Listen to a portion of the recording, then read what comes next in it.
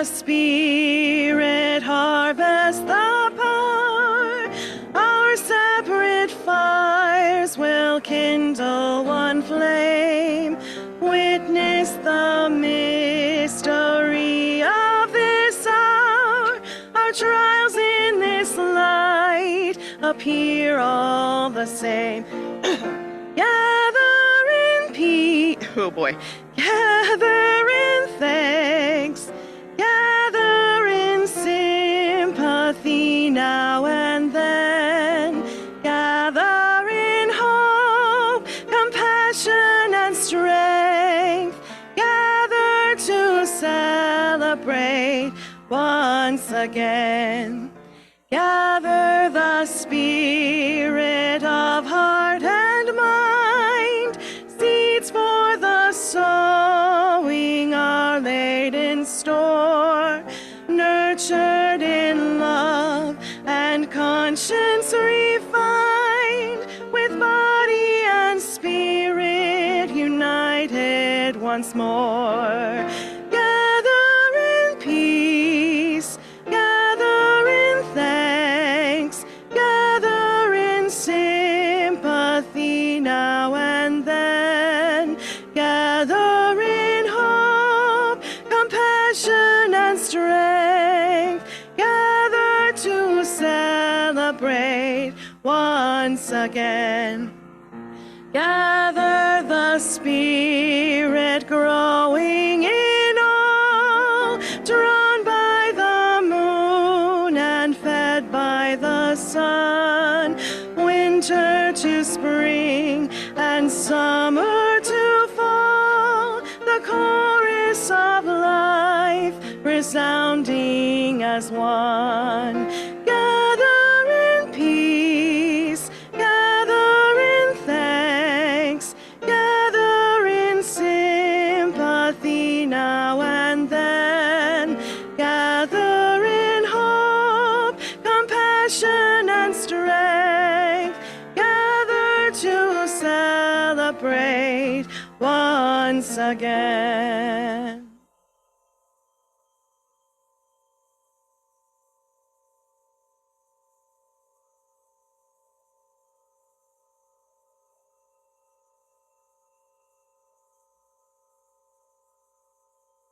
When I was on my way into Unitarian Universalist ministry, someone who I think thought they were being helpful told me that I ask too many questions to be a minister, which I don't think is possible in our tradition, right?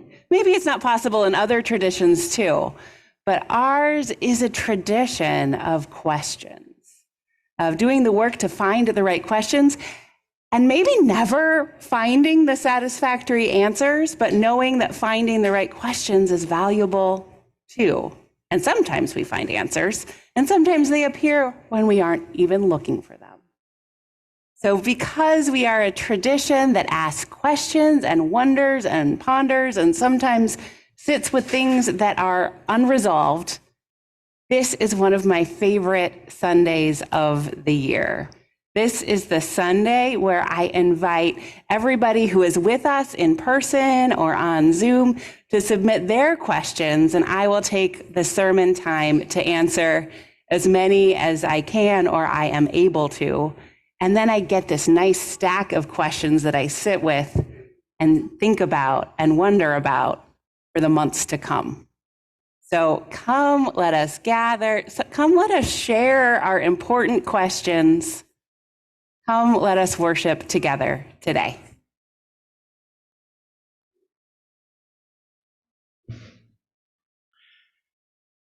Good morning. I'm Bob Davis, a member of the Sunday Services Committee.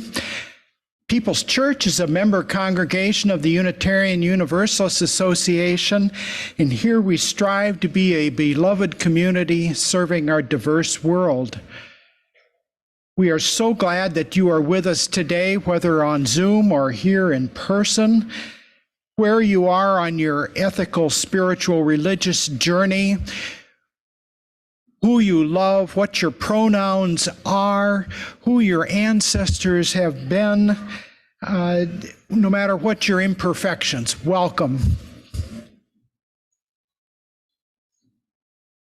Our only request is that you join us with an open mind and open heart as we explore life's mysteries and deepest questions, using all that is available to us, whether works of the major world religions, science, artists, philosophers, or our own experiences. So again, welcome to People's Church.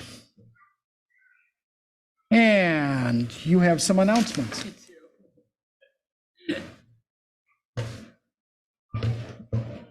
So I have a few announcements as we get started today.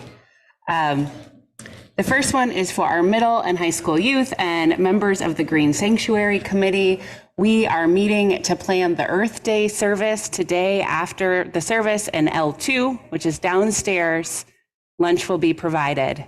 And this one is for everyone, for anyone who is interested. Our Inquirers series class continues today with a tour of the building. And because the weather is good, it will include going up on the roof because we now have easy roof access. Thank you, Building and Grounds Committee. So if you want to see the roof and see the grounds from way up high, please gather after the service in room 19. And there'll be a light lunch and there's childcare provided as well. And now I'd like to invite Maggie Marr to our pulpit for the beginning of our stewardship moment.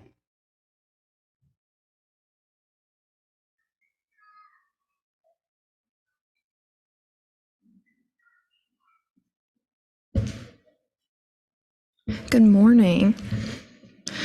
I hope you have been enjoying the everlasting and unpredictable Michigan weather. My name is Maggie Marr, as you've heard. I'm a part of the youth of this church, and I want to tell you about my experience with growing up with People's Church.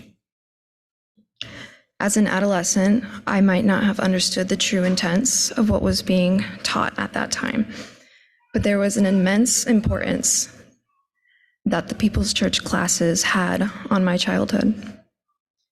People's Church has given me a community that helps to shape me into the person I want to be. I give a great embrace to those who have recently become a member here at People's, and I hope that each and every one of you discover the same kind of joy that I have in being here. I hope that you learn a little bit more today about the impacting opportunities here for your kids.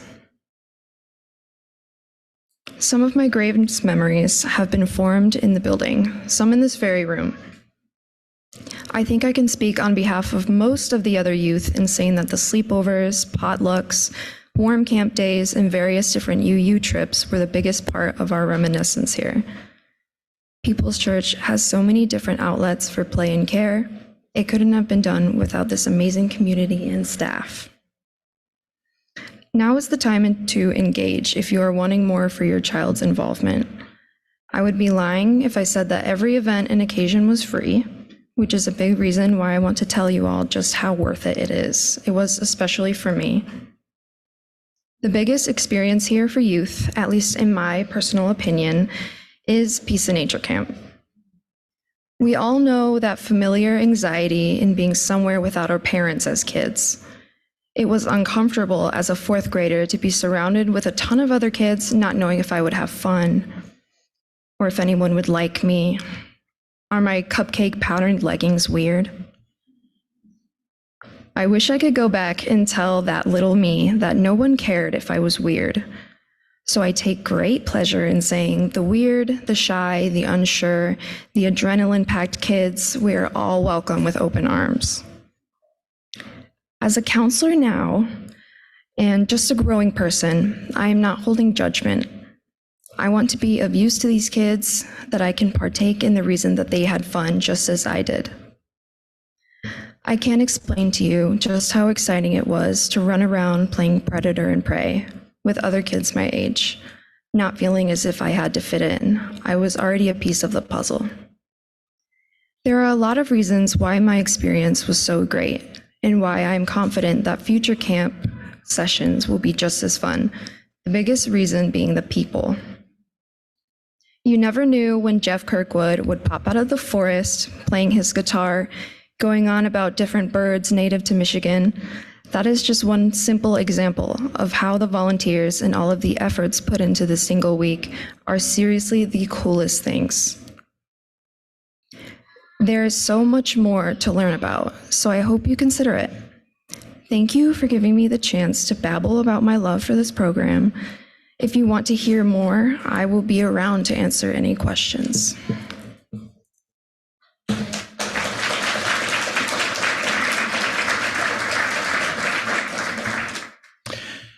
And now the numbers update for the stewardship campaign. This is the last Sunday of the public portion of the campaign.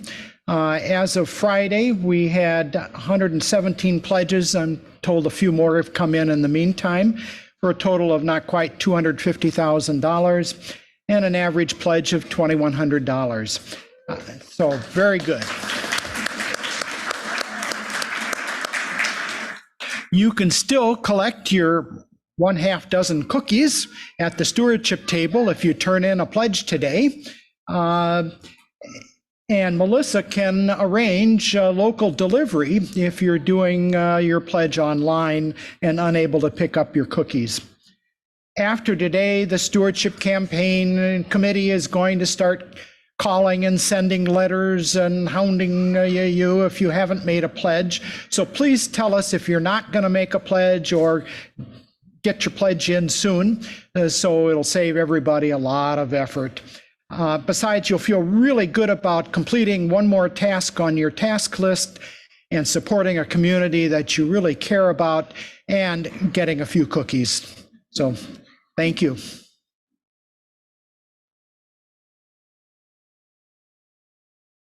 And now Joe Hampel is talk.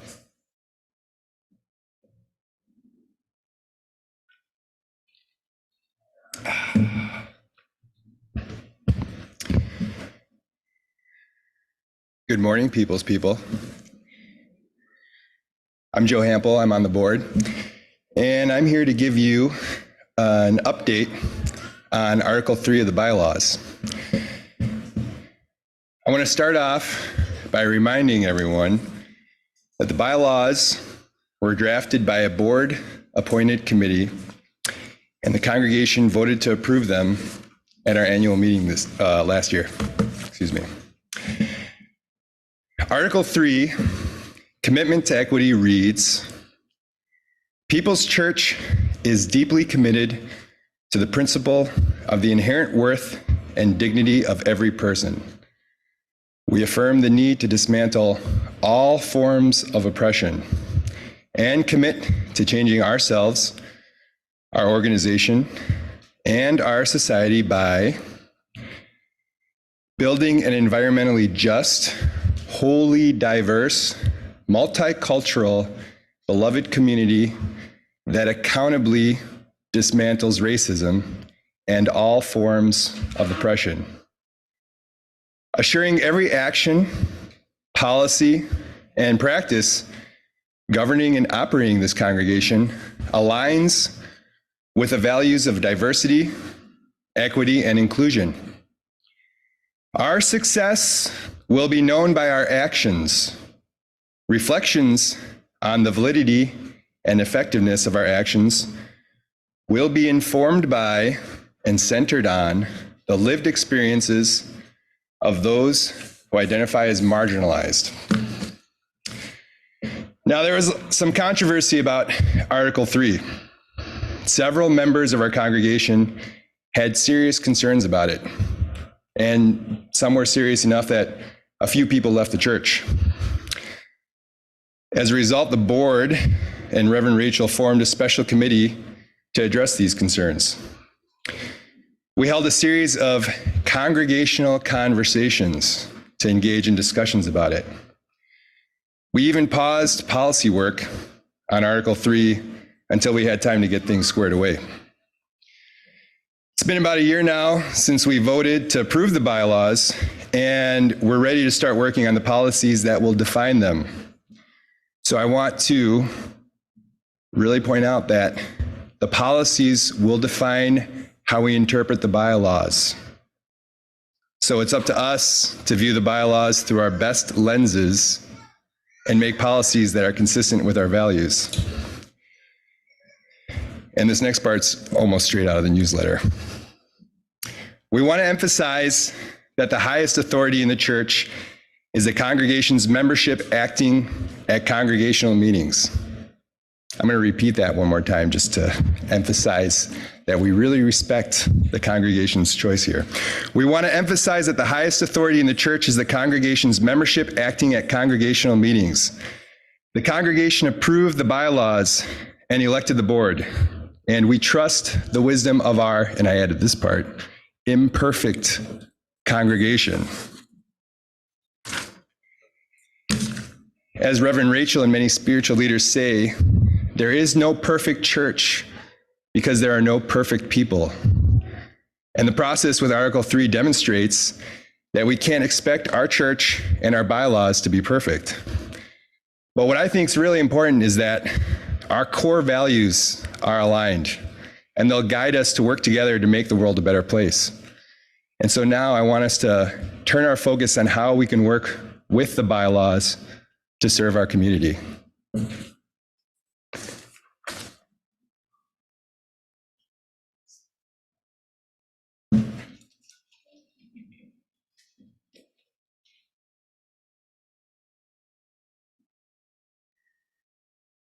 I invite you all to rise and bow to your spirit to sing our opening song together.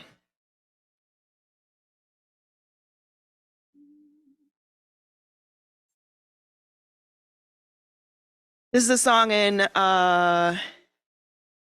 technically 4 parts, but we're only going to do 3 of them today. And I'm going to give you this first part.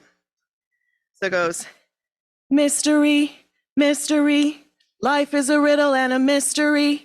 Mystery, mystery, life is a riddle and a mystery. Good. One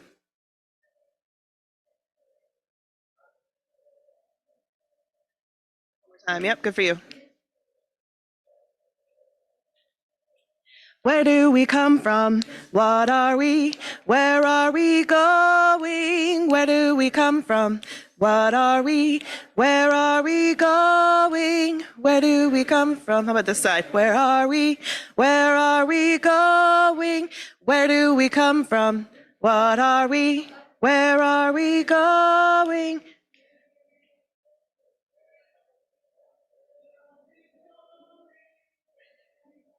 Sound great. Keep it up.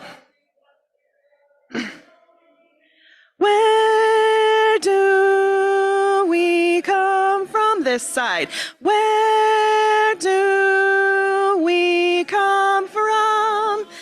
Where do we come from? Good for you. Where do we come from? This side. Where do we come from? What are we? Where are we going? Where do we come from? What are we? Where are we going? Mystery, mystery, life is a riddle and a mystery. Mystery, mystery, life is a riddle and a mystery. Thank you.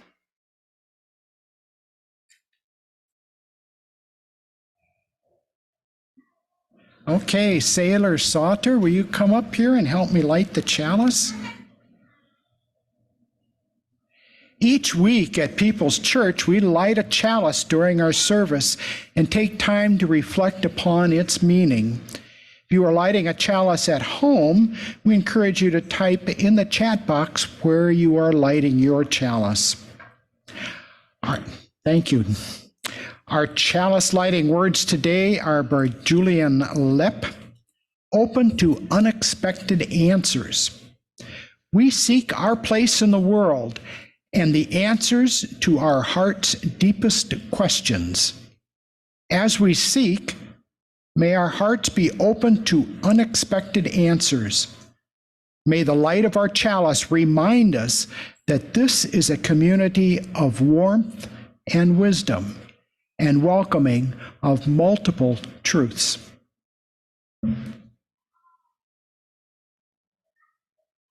And let's see if I can read this. A chalice is lit in Parkview Hills, Millwood Neighborhood, Thrasher Lane in Kalamazoo, in Martin, Michigan, Evergreen North in Oshtemo, Friendship Village, Munson Lake near Grand Junction. So thank you, everybody.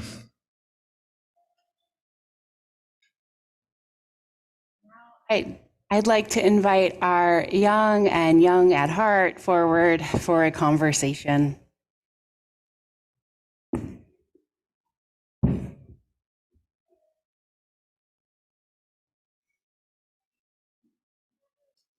You brought a stuffy today. It's a sweet one.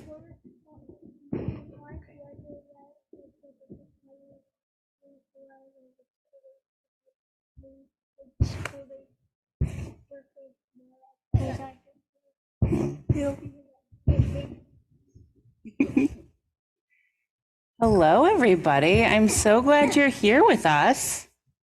And I have two ideas for what we can do. So with the grown-ups today, they're going to ask me questions. And I was thinking either you could ask me questions or I could ask you guys some questions. Which way do you want to do it? You guys want to answer some questions? Okay, well, if you guys don't, it seems like most people want to be asked a question. And so not everybody has to answer if it's not a good question for you. Okay, so what should you do to have a good life? Gracie, what's your advice?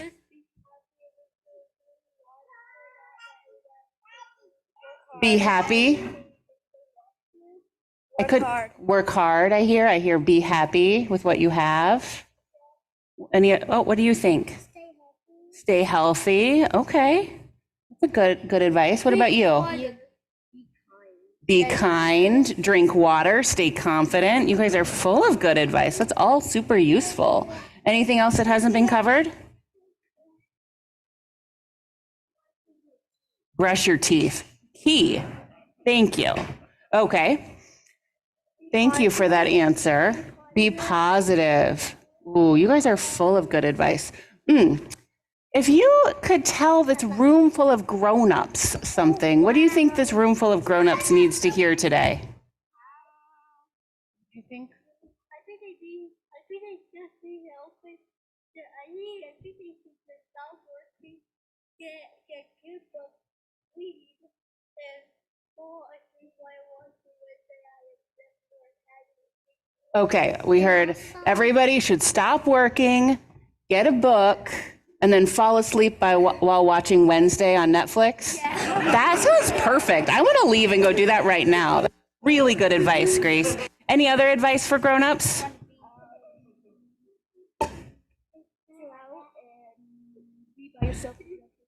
Chill out and be by yourself with no kids? What are the parents supposed to do? They're not supposed to do anything. They just chill out, watch TV, let their kids watch. They're supposed to do what they want. Any other advice for grown-ups? Catherine, what do you have? What was that? Stay and work hard. What about you, Violet? Take a break. So you can, so what are we talking about again? We're asking you guys if you had advice for grown-ups.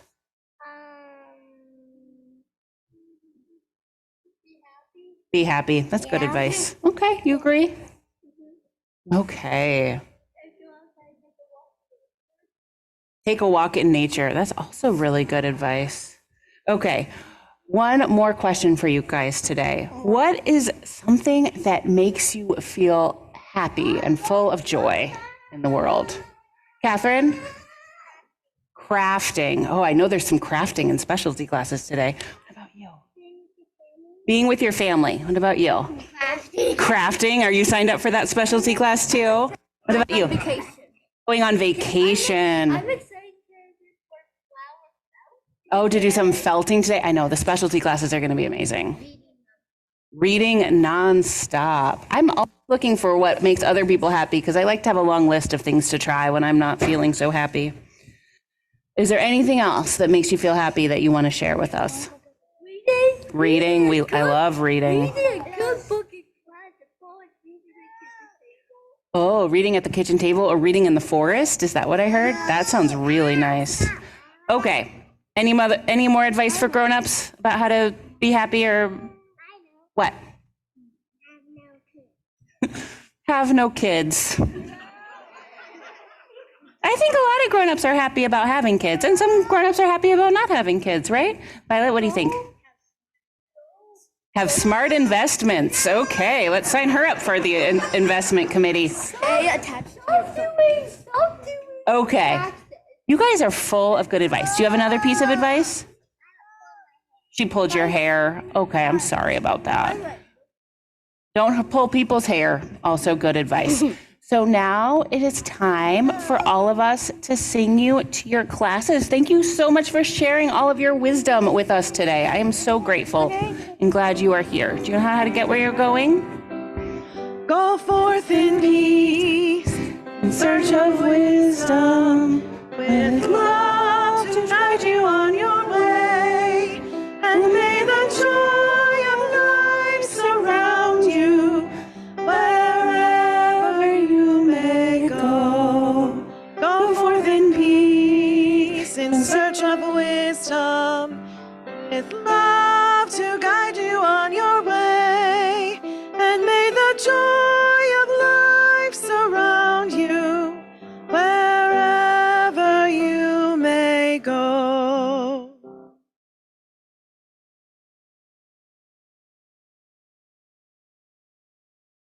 In honor of yesterday being April Fool's Day, I'll introduce our offering today with my favorite offering joke. There's actually a whole subgenre that ministers pass around, but this is the best one.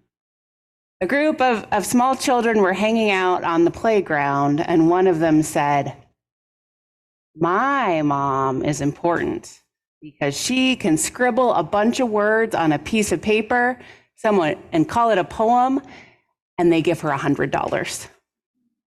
And the next child says, "Well, my dad is even more important because he can scribble a bunch of words on a piece of paper, call it a song, and they give him $300. And then the third child said, "Well, my parent is the most important of all because they can scribble a bunch of words on a piece of paper, and then someone has to pass baskets to collect all the money because they call it a sermon." So People's people are generous in so many ways, including with their money. The offering will now be received. Please continue to support the good and important work of the church.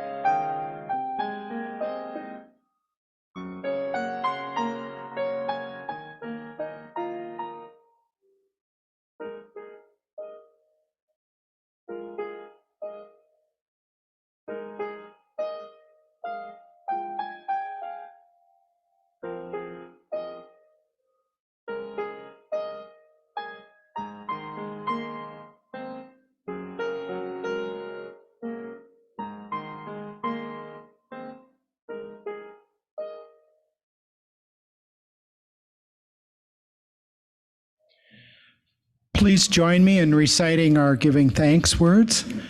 From the countless gifts we each have been given, gifts of life and love and sustenance, We bring these small portions to share in the works of love which none of us can accomplish alone.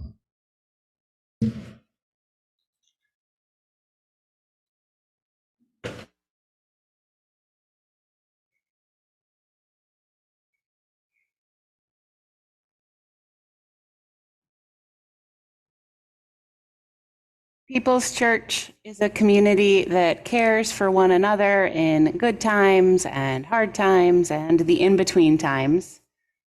One of the ways we do that is in our services. We invite those who wish to share the joys or sorrows or important milestones of their lives with our whole community to do so.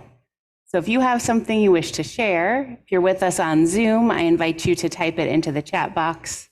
If you're with us in person, I invite you to come forward, speak briefly, and share your name. You can place a stone in our bowl of water as a symbol of how we are all connected to one another, or you can place a stone without speaking. Sources of reason and radiance, sources of courage and compassion, keep watch with those who work or watch or weep this day. May the suffering be soothed. May the weary find rest. May the sick be tended. May the dying and those who love them find peace. May the joyous be shielded. May all of us know we are wrapped in a love that surrounds us always, a web that connects us to all that exists.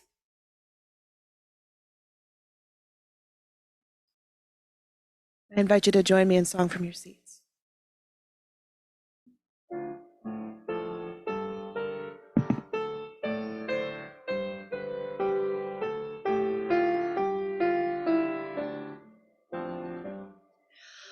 Open my heart to all that I seek. Let me be part of the love you give. So, open my heart to all that I seek. Let me be part of the love you give. Open my heart to all that I see. Let me be part of the love. Open my heart to all that I seek. Let me be part of the love you give. It is time now to write down questions that you would like me to address today or in future services. I encourage you to make them questions about religion or meaning or all of that good stuff. I mean, I do love a trivia question, but I don't think you really want me to, sing the states in alphabetical order, which I learned in 3rd grade, but I'd be happy to do that for you. So most people should have a slip of paper that came inside their order of service, and I encourage you to use that. And we have a bunch of pens and pencils and writing tools at the back of the commons, but I bet maybe your neighbor has one too. And so I invite you, when you are done, to pass the slips of paper to the center aisle, where I will pick them up. And we have some special music arranged that is, I think, as close to the Jeopardy. No, we didn't do that one. We had a fake version of the Jeopardy theme song at one point because we don't have streaming rights to that. So we changed it just enough notes to make it not their copyright anymore. But we have something else today. Thank you, Savannah.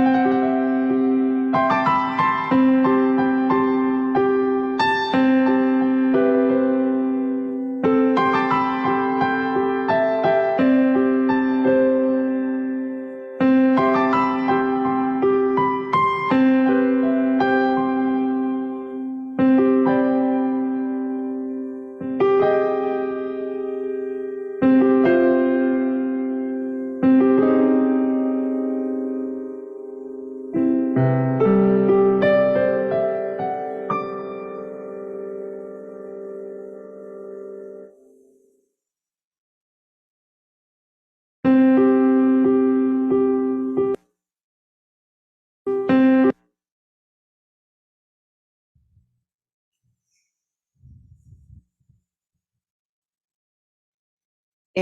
you have a question that emerges in the next 7 minutes, please just bring it up or type it in the chat still.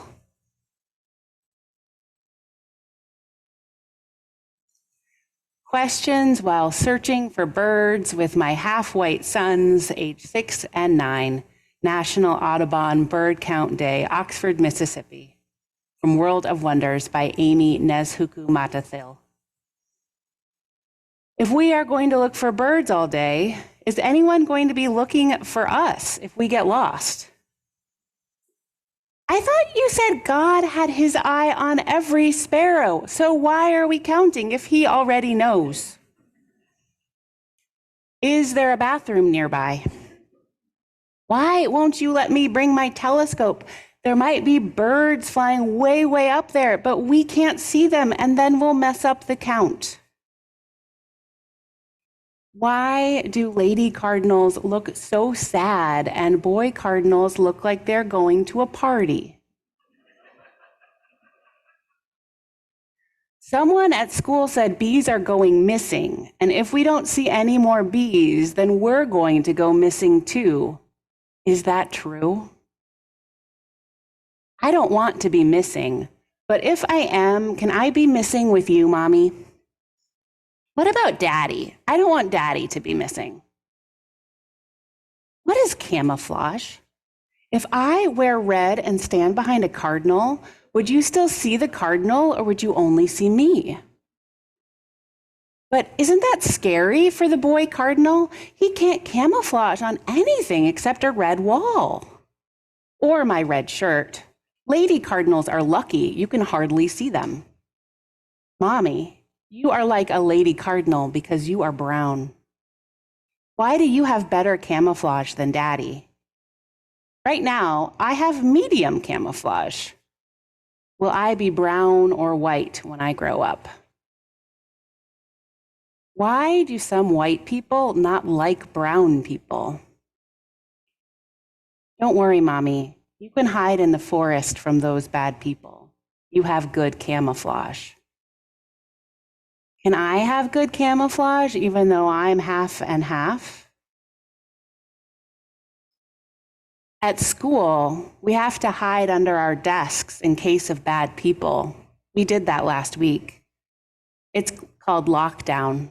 We have to be quiet like what we're doing now while we wait for the birds. Why are there people who will hunt kids? If hawks are circling around us, does that mean they think one of us might be good to hunt? Is there a bathroom nearby? Why is the red bud tree not called a purple bud tree? All the flowers are purple.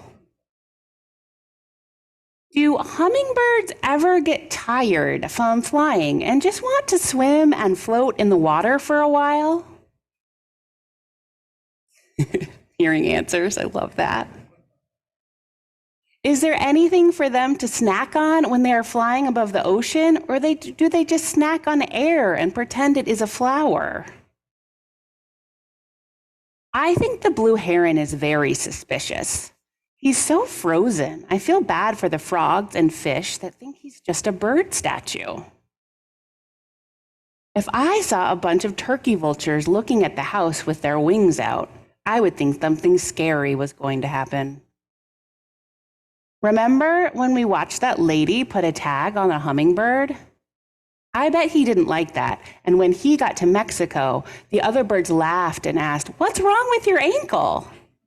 Remember another lady painted a bird on my face at the festival and you made me wash it off at night? I was very sad. Do birds have eyelids? Do they close them when they fly?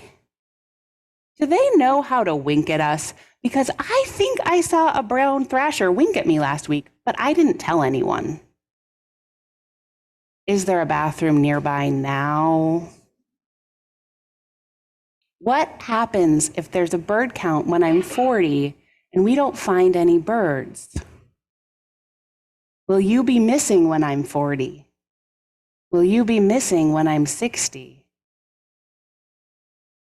Mommy, what if there were 100 more green birds in the forest right now and we just didn't know it? And they were all camouflaged and watching us with our notepads and we couldn't see them. And they were giggling and telling each other our bird count is all wrong.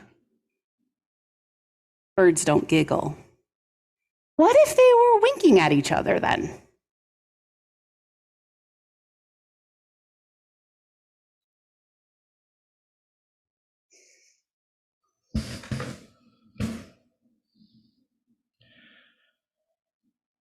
This is an excerpt from the 1996 Peace Prize, Nobel Prize in Literature acceptance speech by Wisława Szymborska. Any knowledge that doesn't lead to new questions quickly dies out. It fails to maintain the temperature required for sustaining life. In the most extreme cases well known from ancient and modern history, it even poses a lethal threat to society. This is why I value that little I don't know so highly. It's small, but it flies on mighty wings. It expands our lives to include the spaces within us, as well as those outer spaces in which our tiny earth hangs suspended. If Isaac Newton had never said to himself, I don't know, the apples in his little orchard might have dropped to the ground like hailstorms, and at best he would have stooped to pick them up and gobbled them with gusto.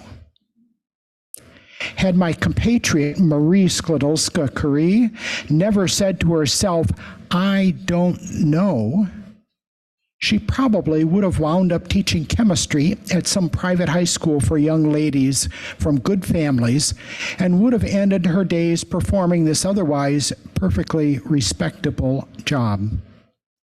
But she kept on saying, I don't know. And these words led her not just once, but twice to Stockholm, where restless, questioning spirits are occasionally rewarded with the Nobel Prize. The Question by Rosemary Watola Tromer. All day I replay these words. Is this the path of love? I think of them as I rise, as I wake my children, as I wash dishes, as I drive too close behind the slow blue Subaru. Is this the path to love? Think of them as I stand in line at the grocery store. Think of them as I sit on the couch with my daughter. Amazing how quickly 6 words become compass, the new lens through which to see myself in the world. I notice what the question is not. Not, is this right? Not, is this wrong? It just longs to know how the action of existence links us to the path of love. And is this the place? Is it this? All day, I let myself be led by the question, is it this? All day, I let myself not be too certain of the answer. Is it this? I ask as I argue with my son. Is it this? I ask as I wait for the next word to come.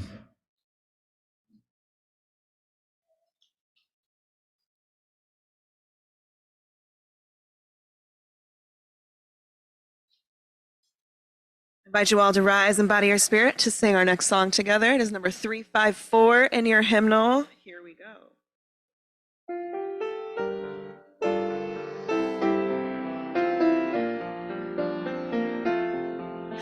We laugh, we cry, we live, we die, we dance, we sing our song.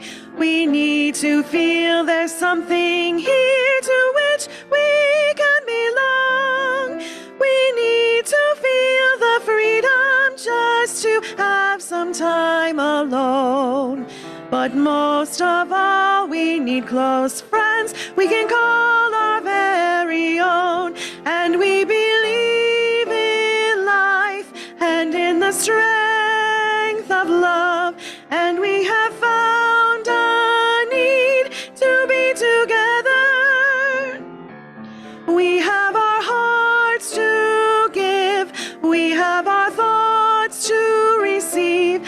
And we believe that sharing is an answer. A child is born among us and we feel a special glow. We see time's endless journey as we watch the baby grow. We thrill to hear imagination freely running wild. We dedicate our minds and hearts to the spirit of this child. And we believe in life and in the strength of love. And we have found a time to be together. And with the grace of age, we share the wonder of youth. And we believe that growing is an answer. Our lives are full of wonder and our time is very brief. The death of one among us fills us all with pain and grief. But as we live, so shall we die. And when our lives are done, memories we shared with friends, they will linger on and on. And we believe in life and in the strength of love. And we have found a place to be together. We have the right to grow. We have the gift to believe that peace within our living is an answer. We seek elusive answers to the questions of this life. We seek to put an end to all the waste of human strife. We search for truth, equality, and blessed peace of mind. And then we come together here to make sense of what we find. And we believe in life and in the strength of love. And we have found a joy being together. And in our search for peace, maybe we'll finally see even to question truly is an answer.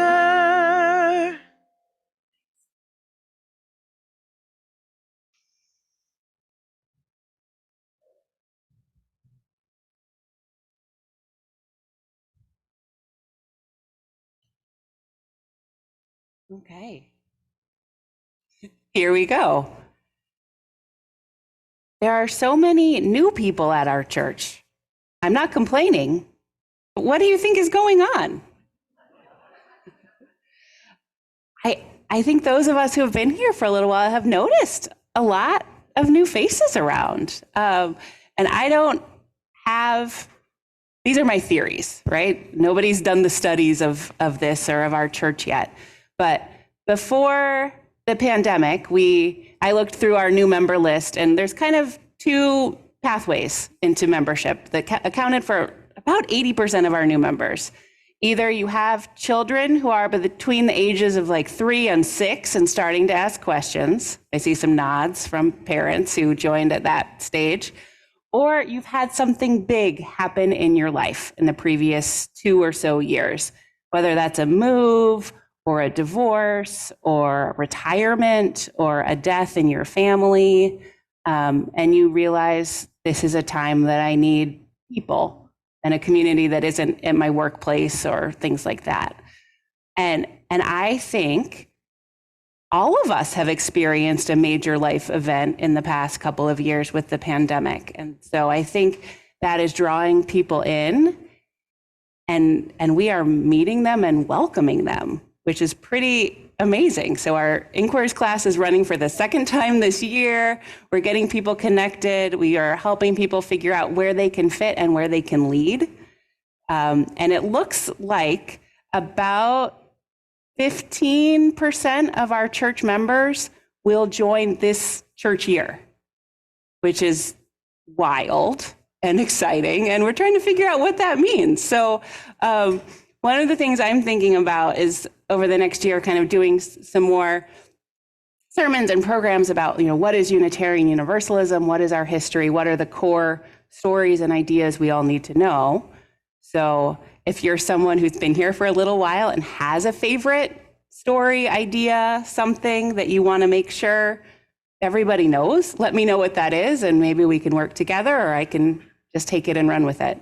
But I think it's a challenge, but I think maybe the best challenge a church could have right now. So I'm so glad we have so many new people, and I'm so glad we have so many people who've been here for a little while and are keeping the door wide open to welcome new people in. How do Unitarian Universalists define human nature?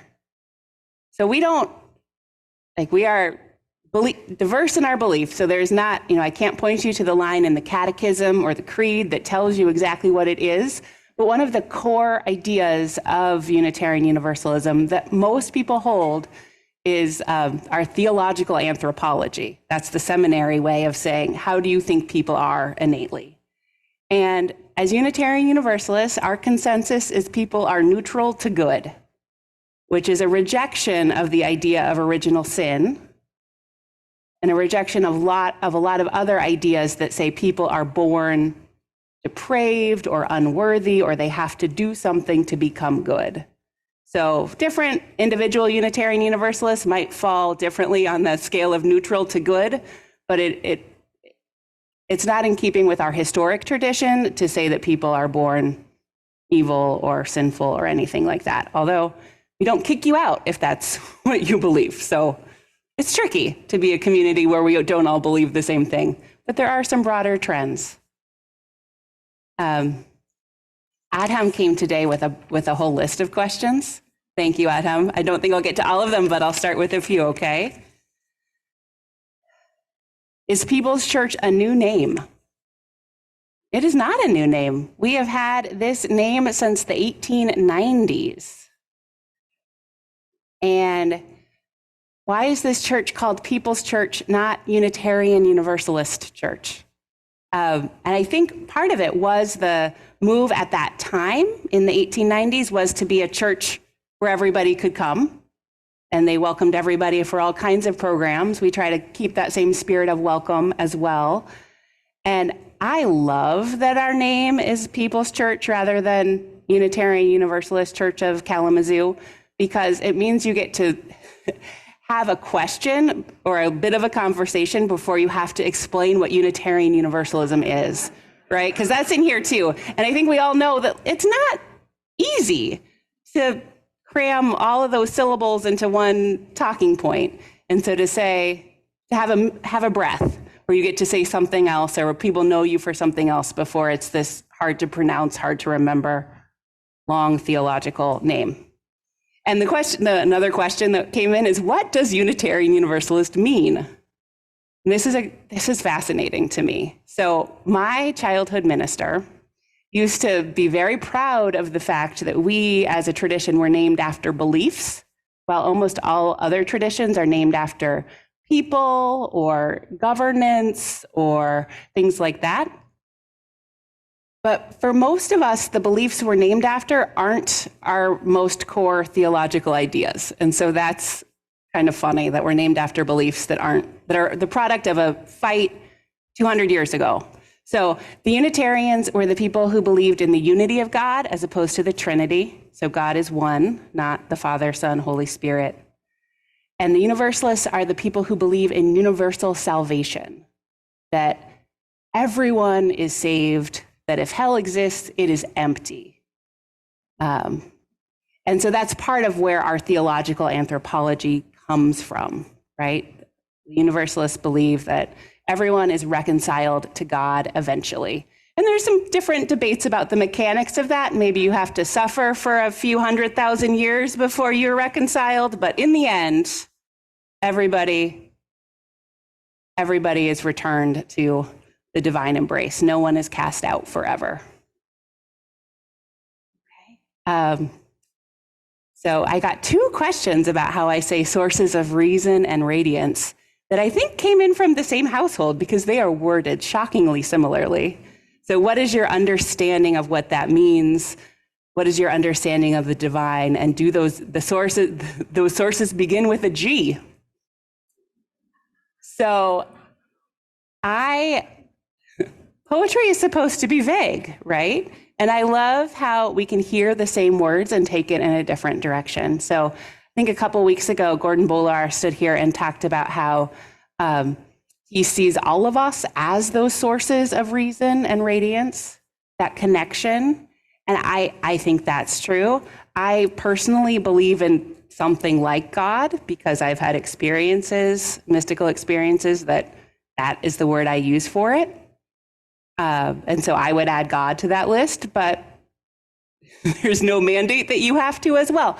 I know other people in this congregation are religious naturalists, and so think about radiance as the stars that shine and are made up of, how our atoms are in the stars and our atoms were formed in stars and all of that.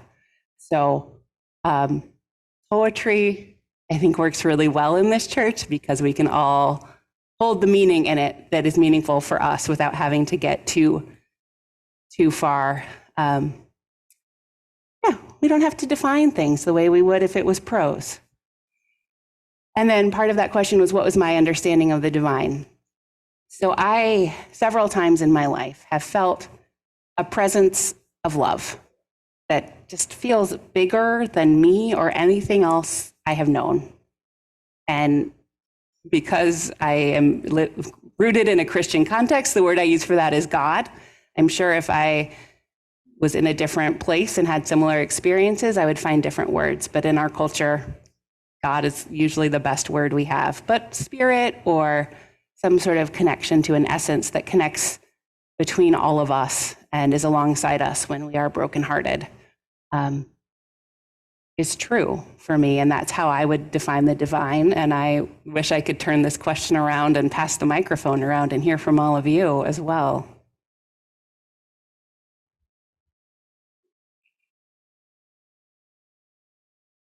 Okay. What is the process to become a Unitarian Universalist minister? What part was most interesting, fun, and challenging for you? So it's an elaborate vetting process that includes a master's degree, a master's of divinity, which sounds a lot cooler than it is. I feel like it should have given me superpowers or something. I don't know. Did not. A year-long internship at a congregation, so you're learning from the ministers there. And then a whole bunch of psychological evaluations and like oral exams and things like that. The part that was most interesting to me that I feel like I'm channeling right now is partway through seminary, I met with a committee that, assesses how you're doing and tells you if you need to work on things. And they told me I should start taking improv classes because it's kind of more of a shrinking violet then than I am now. And so it feels like this is doing this. I'm channeling that right now. So thanks everybody for challenging that. But also the most massive reading list you've ever seen in your life. And I like to read, so most of those were good. What is the biggest problem you see for the church now?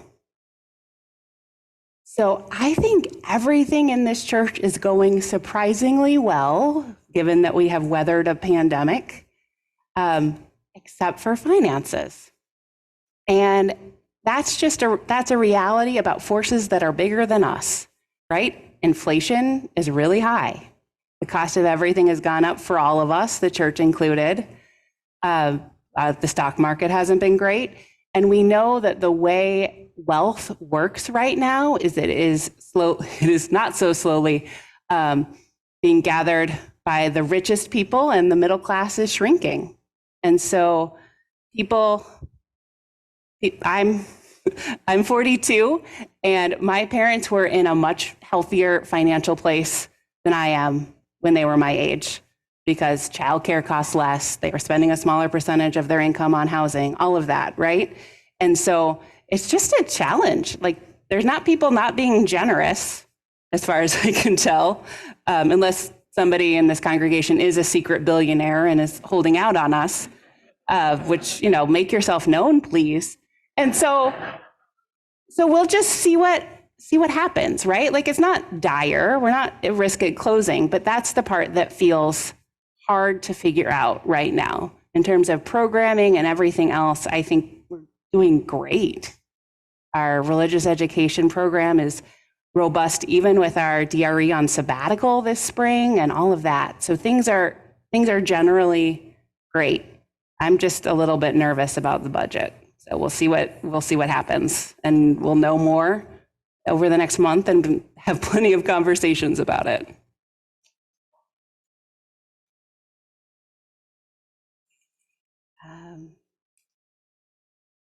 Oh my goodness, there's so many good questions and I'm running out of time. How does Unitarian Universalist accommodate those who identify themselves as pagans, more specifically Wiccans?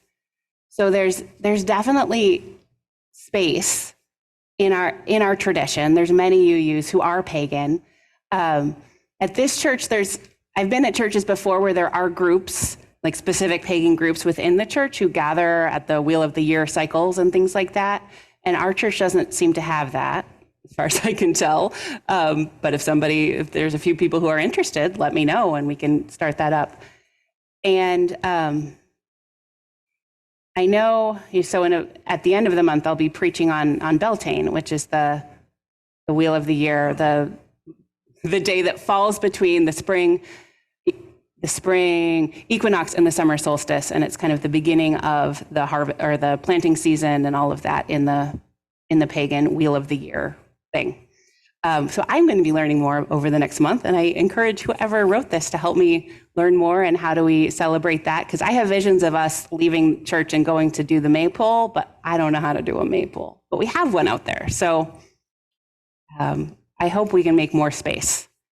I think sometimes we have a tendency to water ourselves down or sand off our rough edges to the things we all agree on, rather than celebrating our particular traditions and ways of worshiping and being in the world. Okay. The final question for today. What are all of the symbols over the pulpit? So this is a beautiful quilt made by church member Donna Grath, thank you. And there is like a plaque over there on the wall that explains it more, but I can do the quick review. So right in the center is the chalice, the symbol of Unitarian Universalism. And then if we're going to go clockwise, so starting at the top is the Star of David, a symbol of Judaism. Then moving around, we have the star and crescent moon, which is a symbol of Islam. So these are all world religion. Adam, cheers. Then we have the cross, a symbol of Christianity. At the bottom is the wheel, which is a symbol of Buddhism. You can see there's 8 spokes that show the eightfold path of Buddhism. Then moving more to the right, we have, or not to the right, your left is the Om symbol. It's a symbol from Hinduism and Jainism and other religions of India. Then we have the yin yang symbol, which is a symbol of balance from Taoism mostly, but sometimes in other religions of China.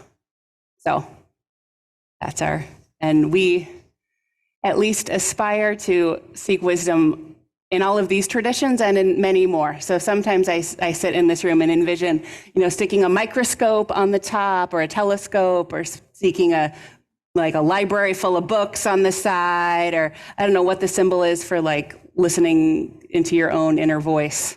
But that maybe we need 17 editions of the quilt to get every symbol for every source that we have. But it's a beautiful, beautiful piece of quilt making that we have up here. Okay, and then one more, because I think this one is such a good question. What would you like people to do more to show how much they love the church? I think one of the most amazing and powerful practices we can do is gratitude. So when you see somebody doing something great in the church or elsewhere, just send them a note saying good job organizing the table full of board games to exchange, or that article in the newsletter was really thoughtful, or thanks for lighting the chalice, small child, or whatever it is. I think we all like to be seen. I think we all like to be valued. And I think a handwritten thank you note is one of the most powerful forces in the entire world. Okay. I could keep going, but I will keep going with some of these questions later. Let us sing.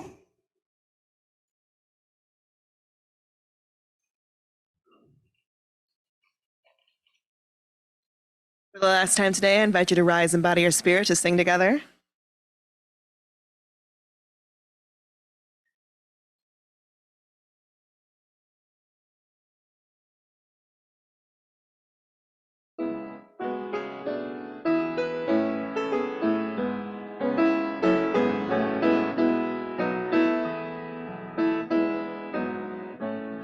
The promise of the Spirit, faith, hope, and love abide,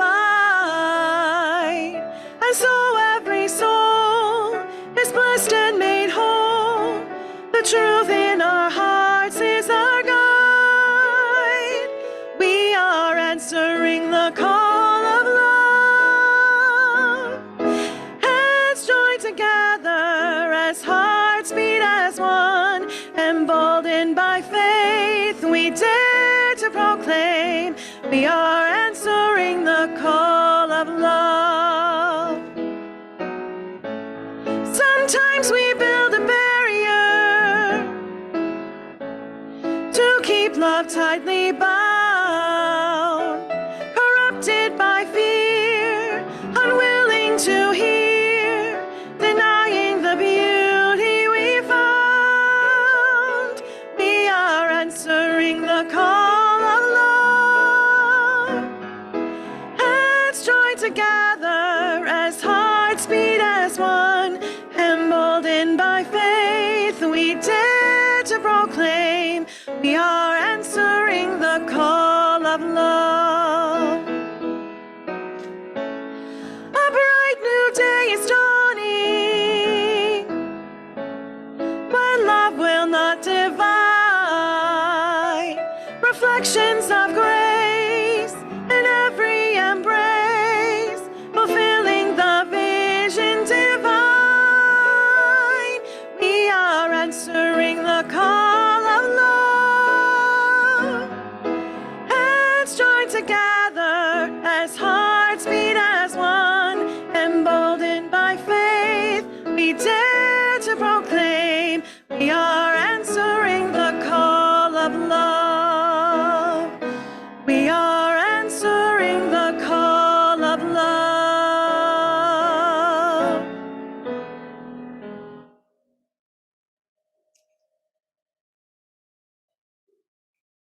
Thank you for these precious questions.